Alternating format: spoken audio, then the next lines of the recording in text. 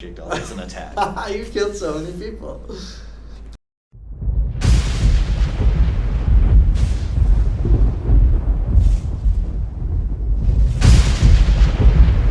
Thanks so much for joining. Thank you for inviting me. How's it going? So, Rory, you're a senior game designer for Grinding That's right. Gear Games. Yep. One of the questions I've been asking everybody is a little bit about how has your role changed over time, and what would a general workday look like? When I first started the company, I was just doing quality assurance for maybe a year, but during that year I started doing more and more design, did some uniques.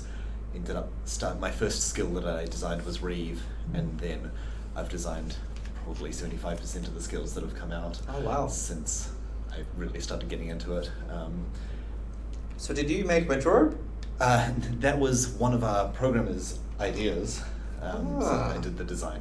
I want to thank that person. It was his. Yeah, we try and get people, if someone has a cool idea for a skill, especially someone who's going to be working closely on it, then they will be the one coming up with. Wait, he didn't get fired, right? It was definitely one of those skills that's like, well, this sounds like it's going to be very different from our existing skills, but we'll give it a go.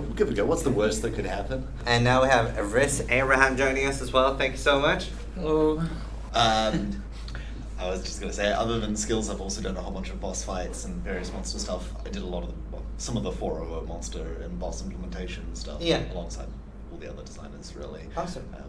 Yeah, and average workday is 50% working with people, programmers and effects artists to create something cool, and the rest of it is design and numbers and spreadsheets. And with a lot of the other people who have been here for interviews, we've had a lot of them saying that they don't end up doing so much hands-on themselves anymore. It's more about taking other people's work and making sure it's good or bad. How much hands-on stuff do you still get to do?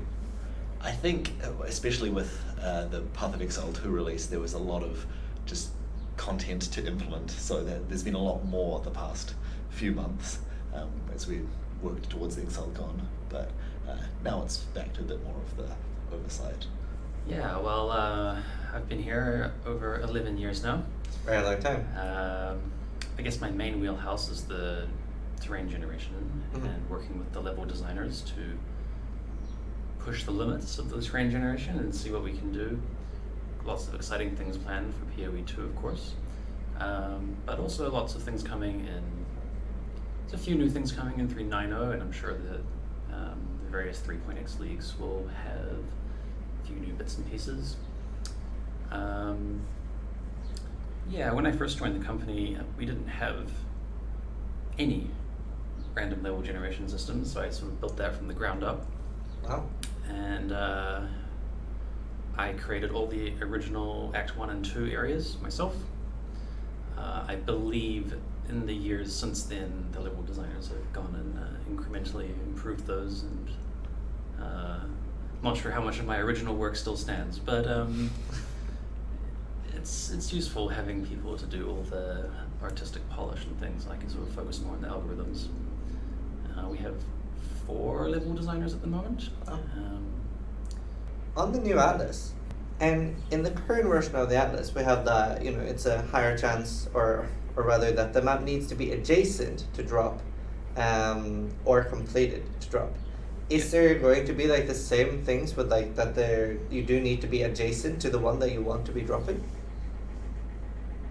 As far as I know, that's still how it works, but we might be making changes because of people's concerns about completed maps. But yeah, we have to ask Mark too. He's the star of this Yeah, system. I know, I figured. I can't imagine how busy you guys are, because is it less than 2 weeks until the 13th? I think 2 weeks today. Oh, yeah, I'm still here. Until our deadline for We have getting 2 weeks to go, and no one's told me to remove the functionality, so Yeah. for now, that's how it works. No, it's gonna be a very, very exciting changeover. With all the design and ideas that goes into Path of Exile, how often is it that somebody comes up with an idea and it just ends up being too complicated, it's just too hard? All the time. Every time we're trying to come up with a league, there's 30 suggestions going out there, and there's so much a league needs to have now, especially if it's a standalone league that doesn't have an in-game expansion coming alongside it. that there's a lot that's thrown by the wayside. Sometimes stuff is too simple for a league. It just doesn't have enough legs. Like, we can't create enough content for a single idea. Doesn't have a crafting system or something associated with it. So definitely in the skill department, there's a lot of, it's very easy to have complex ideas, but almost every time we come up with a simple skill idea, and then it becomes complex in order to fit with every support gem, in order to fit with the progression of balance and progression of characters. And I brushed briefly on this with Jonathan, but obviously with the 9 new 6-inks, that opens up like so much more for more skills like Contagion ED and Frostbolt Vortex. Yep. Is that something you're particularly excited about, to make more complicated skills like that? I'd say terrified rather than excited. Oh, okay. We're going to have to do some interesting new support gems to give enough options for all these different skills, because not saying that everyone will be 6-linking their aura, an individual aura or something like that, but we want it so that if you want to focus on an aura, there's some options. So there's going to be a lot of new design space, and we want to do interesting things with it. We don't want to do a reduced mana support. We'd rather do an inspiration style support instead. Yeah, inspiration is a really, really cool gem. That was like, when like things like that first came out, like especially in the start, I'm usually busy racing, so I'm like, I'll look at it later.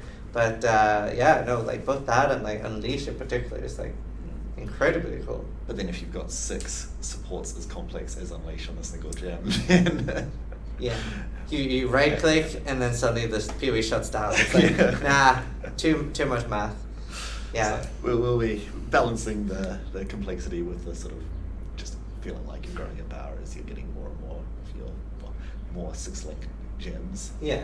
I remember when like recommending Path of Exile to friends early on, I would be like, there's no classes. Like, not really. Like, the class you play doesn't really matter. There's no class identity. Mm-hmm. You can be a witch, you can be wielding a greatsword, it looks really cool, she's dragging it behind her. That's changed a lot over the time.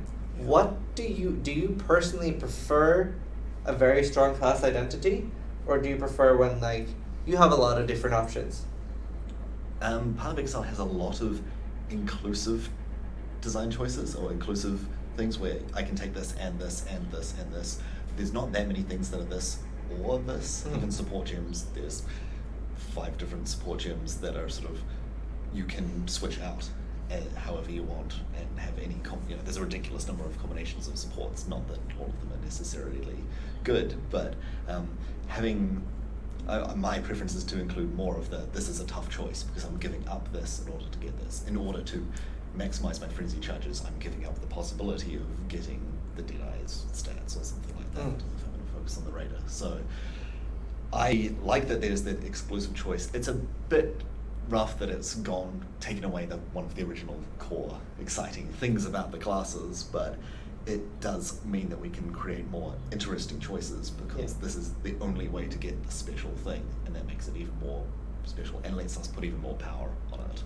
Because you're giving up something else. So it lets us do cooler things with the ascendancies because they're limited to a specific class. Things like leveling gems in your weapon swap, is that still going to be a thing? That won't be a thing. You'll have your set of skills, and if you weapon swap, it won't do anything other than change maybe whether you can use it, which is a significant change. Wow, that is very big. But I was not expecting that. We're hoping to get some improvements for weapon swapping, so it's something you can now more freely do, especially for something like the Ranger Ascendancy that cares about using melee attacks with your bow. If you don't want to take that, but you still want to use melee attacks on a bow set up, there'll be some things you can do there. But it does mean you have less gem slots available, even though you're getting more skills slots than before. Wow. That Diala's Malefaction chest must be pretty good for leveling gems now then. There's going to be a few uniques that we're going to have to just look at and realize this. I can't imagine trying to balance this. So obviously in PoE 2 we're switching over from Daradex to Vulcan. What kind of changes and what does that really mean in the terms of improvements that we're going to be seeing? Well, it'll help some people, and it'll help. I think it's kind of necessary almost for mobile. I think, and it lets us create a Mac version of the client But it's really just a very general kind of performance thing. It doesn't really change the design of the game. Like, the game still has to run on non-Vulkan platforms, so it's another option, basically. Mhm. Probably the only concern I really had when you guys announced mobile or console in particular, actually. Does something like having the console version ever prevent a skill from being added to the PC version? No, not at all. We might consider it during development and be like, how would it work? But it's not going to stop us doing it. We'll find the best way for it to work on console rather than designing it for console or thinking about console when we're doing the PC development. Awesome. You guys did one patch in particular, and you made a lot of the monsters more dangerous.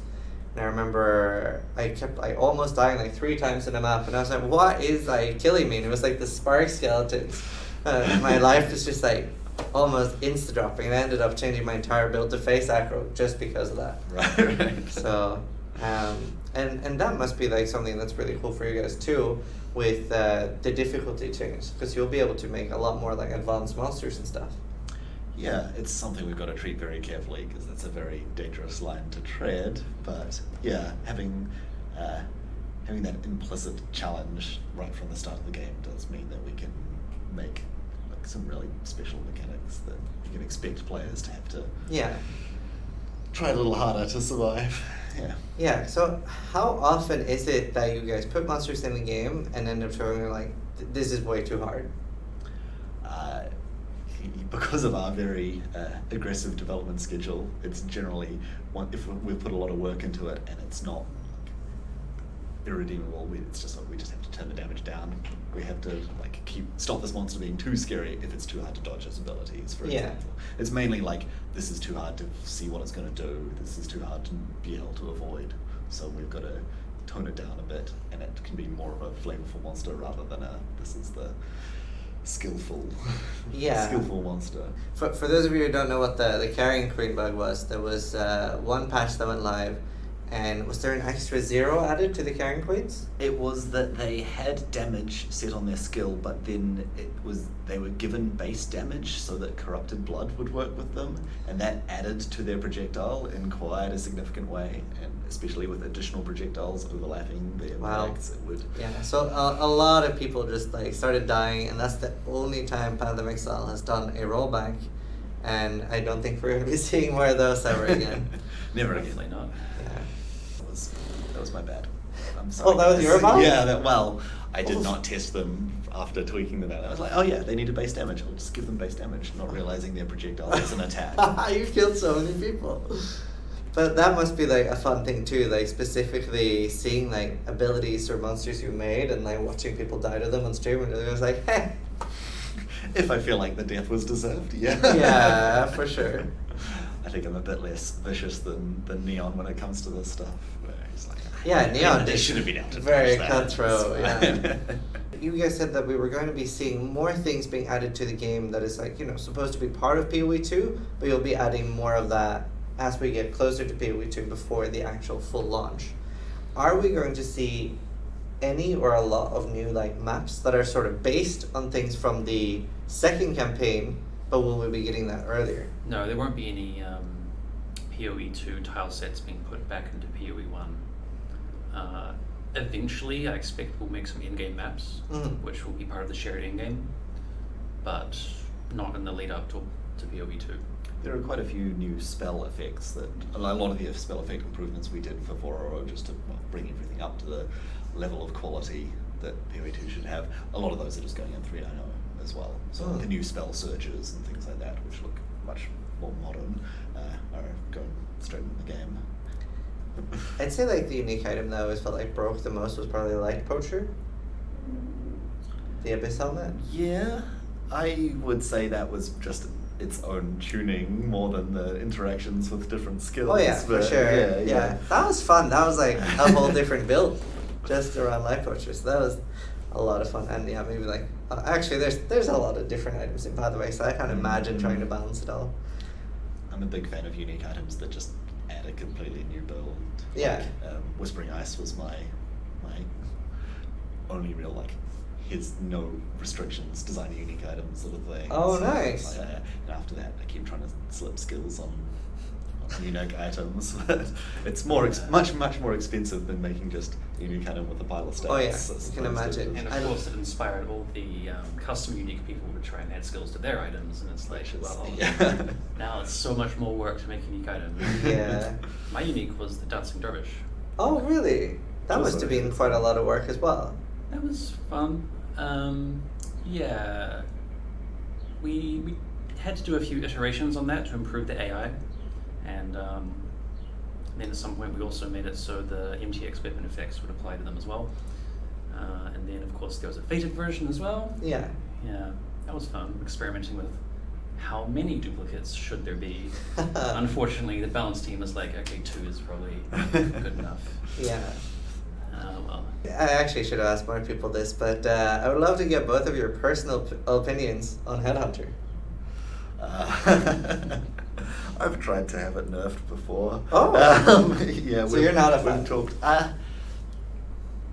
It trivializes certain content in a rather extreme way, which is like, well, this is we've just had to like block it and have a mental block on it sometimes, where it's like, but what about Headhunter? It's like, no, we can't balance a league around Headhunter. We can't do that. It's an